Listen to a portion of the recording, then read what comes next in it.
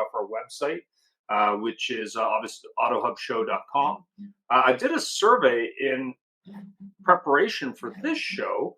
And as I mentioned earlier, I was hoping to have a manufacturers rep for Canada who represents manufacturers here, but unfortunately, he's on a plane going, ironically, to Washington, D.C. So I thought it would be an interesting survey to really talk a little bit about, what people think the solutions are here. And the solutions really, there's a few. Kill switches, better key technology, barricades seem to be something people are talking about, and then better laws and police enforcement. There seems to be a lot of blame to the police or government. So that's what was the survey results so far. Feel free to definitely take a look at the survey on LinkedIn and vote. There's still a couple days left. So welcome to the show, and here we go.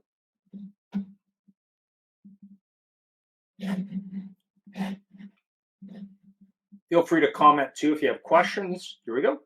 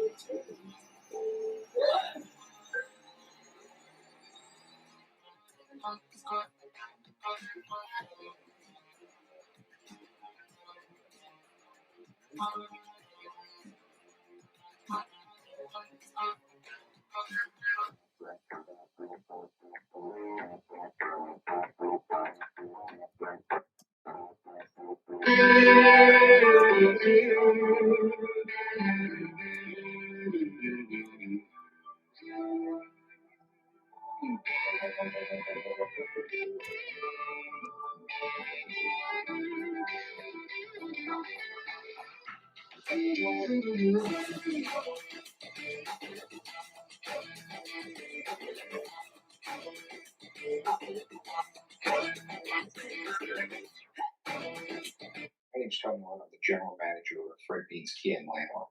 I just wanted to take a minute to talk about Larry Feldman, Career Changers USA. Larry and I have been working together for about the last 12 years now, and anything I've ever needed as far as recruiting, training, Larry's been right there. Larry's got me salespeople, he's got me managers, he's got me technicians even through the toughest times in the industry, and he is just the kind of guy who's going to tell you exactly what's on his mind. He's going to tell you exactly what he thinks. But Larry also has the expertise to back it up. When he was in the dealership world, he was a top performer. And that's really important to my staff, especially as it pertains to training. A lot of people can come in and teach out the textbook, but Larry has real world experience dealing with customers, dealing with situations in dealerships that we go through on a daily basis and try to train on. But Larry's been through it, so he can really empathize with the people and tell you what's worked for him and maybe what way not to go. Larry is just always at a 10. I mean, his energy level is always up there. And I think people, they just love that and they feed off of it. He's not faking it. He is genuinely excited to come in and help you. He's excited to come in and help grow your business. And he's one of those people who just really enjoys seeing dealers succeed and have a lot of fun at the same time. Life is about connection. Having a support system to lean on. And roads to endless possibility.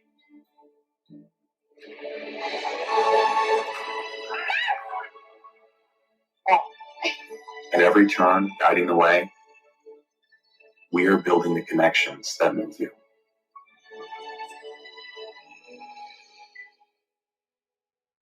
So what would your dealership feel like if your entire sales staff was literally on fire, your sales and service staff? They were nonstop all over social media, completely dominating your marketplace. They could do it in 30 days or less and then continue their education to do it for an entire 6 months or a year.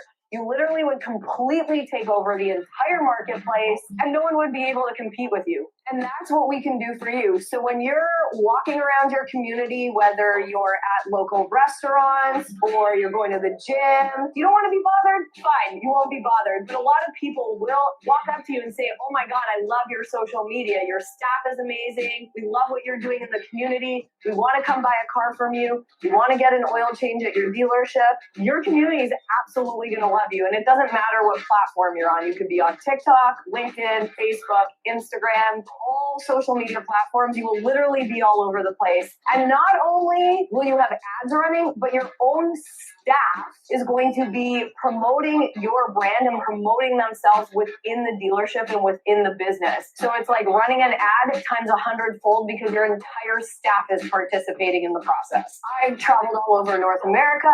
I've trained Toyota. I've trained Nissan. I've been to driving sales. I've been to Women in Auto. I get hired as a speaker for conferences at universities all over the country. And I can help change the trajectory of your dealership right now.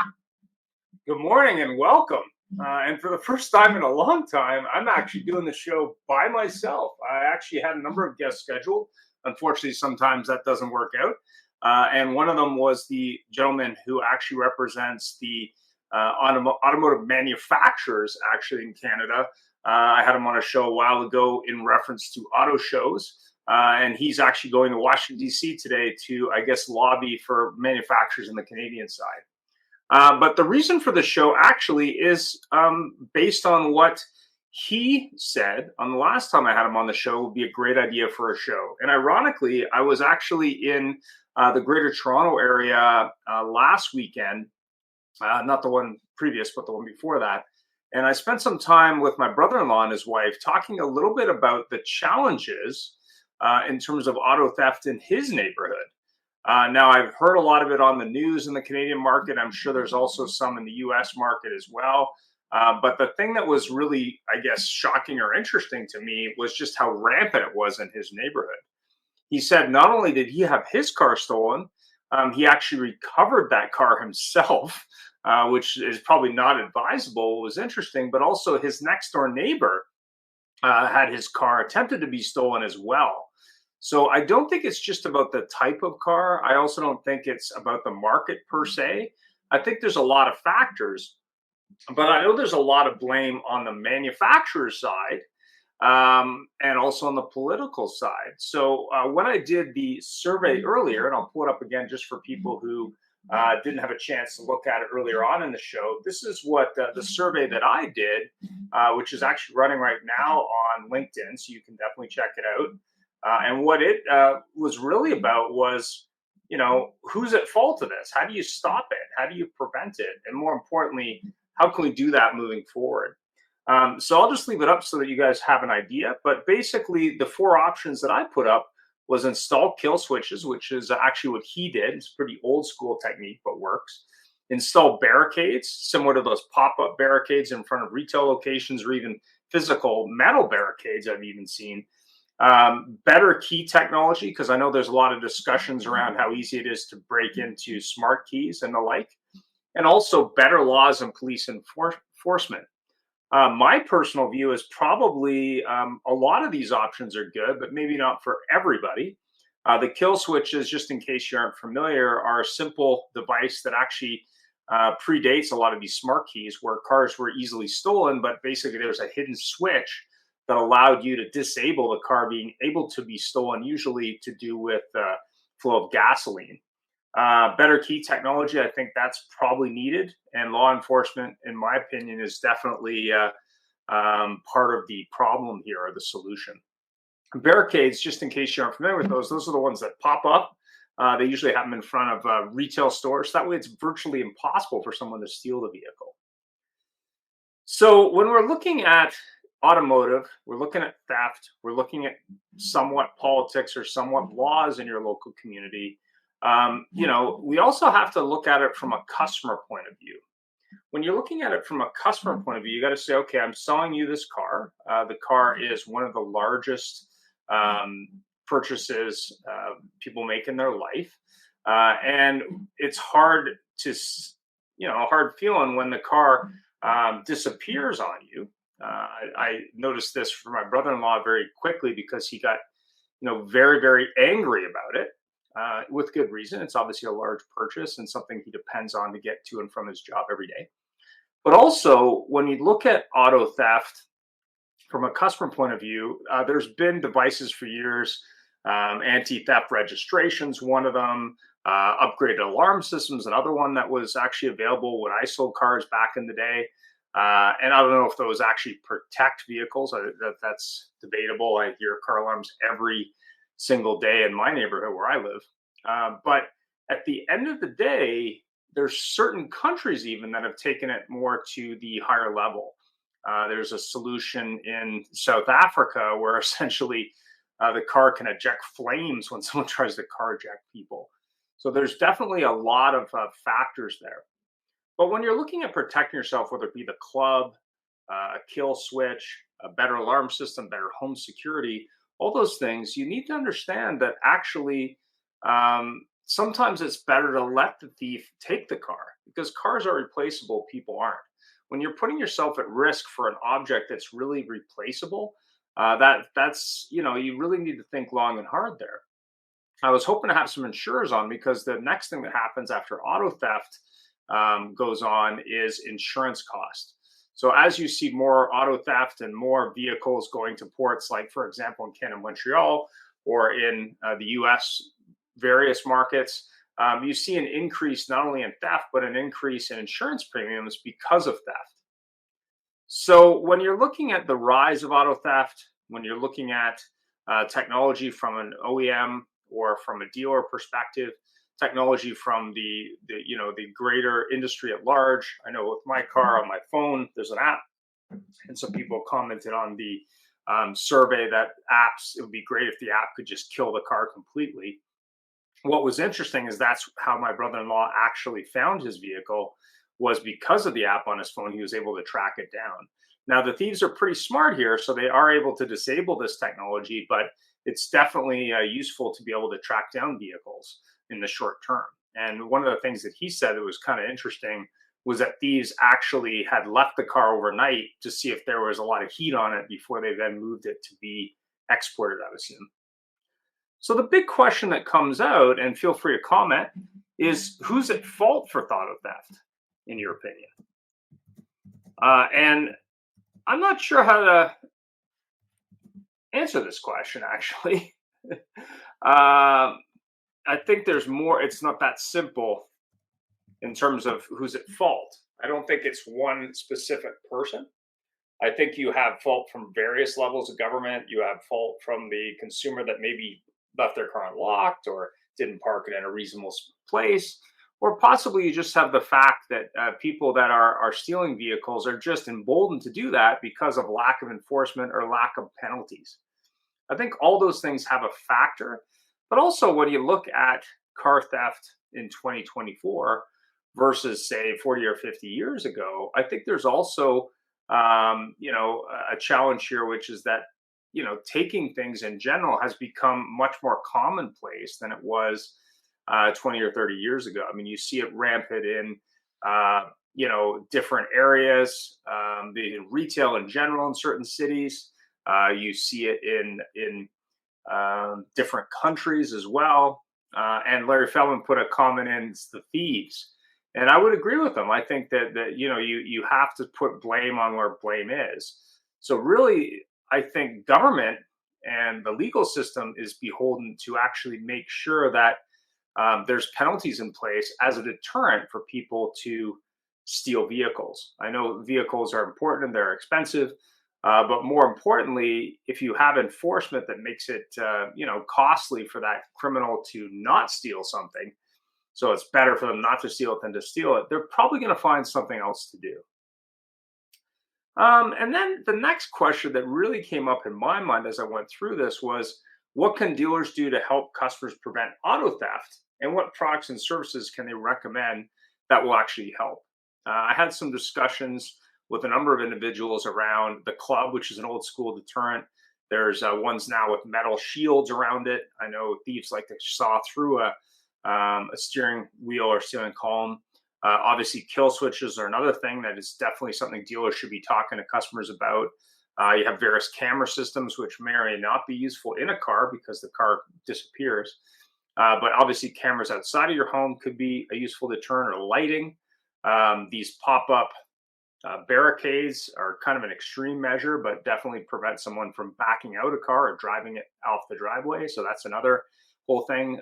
The other thing that I think my brother-in-law said was they tend to be targeting vehicles that are large SUVs. There tends to be less interest in electric cars because of the infrastructure in the countries where these cars are being exported to, which I thought was an interesting twist. But maybe also because the electric cars have a definitive range. And there are systems in the car that, probably mitigate that by telling people where they're charging it. So there's some interesting thoughts there on the electric car front, which I didn't anticipate. When you look at the factors, be it the car, prevention, technology, you look at government, you look at enforcement, you look at lighting, you look at safety and security. I know certain jurisdictions said, hey, don't stop the thief, let him take the vehicle. And there has been instances over the years of, say, carjackings.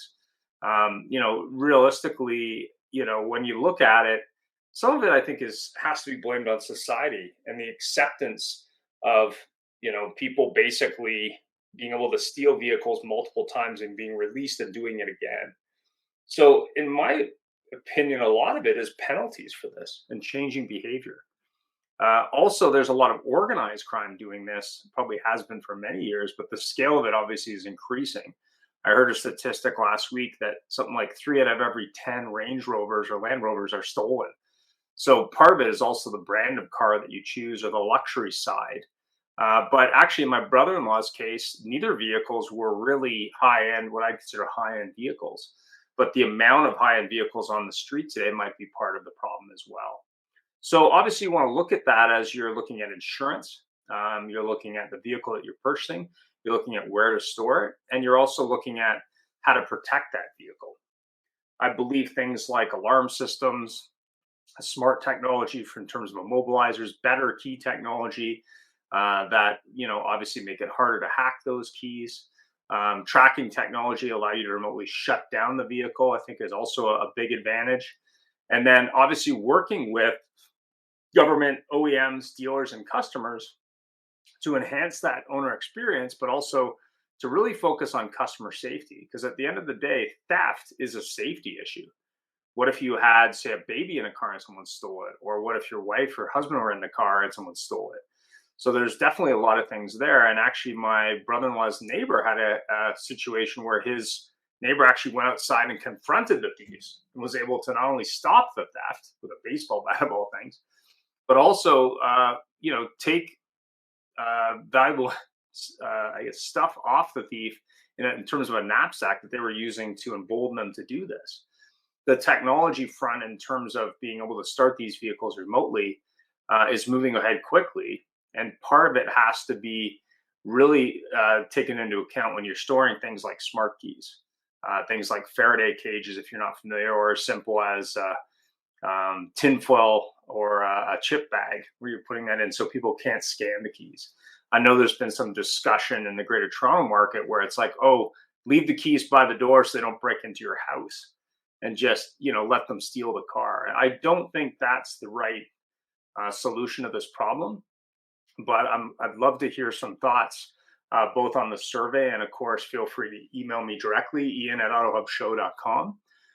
Being that it's just me on the show today, I think I'm going to cut the show a little bit short, but feel free to watch future shows. And of course, that interview that I had up earlier today, feel free to watch the entire interview. It's part of our new interview series.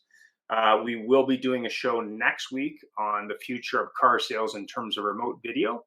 So if you are interested in that side of the industry, in terms of how car sales are becoming more and more remote, and how customers demand that personalized experience remotely, I'd be happy to have you on the show, or of course, answer any questions you may have. Thanks very much for taking the time to see the show today. I'm sorry I didn't have my good buddy from the Canadian Automotive Manufacturers on the show today. I'm sure he'll be on a future episode to talk about this topic. Have yourself a great day and great week. Bye for now.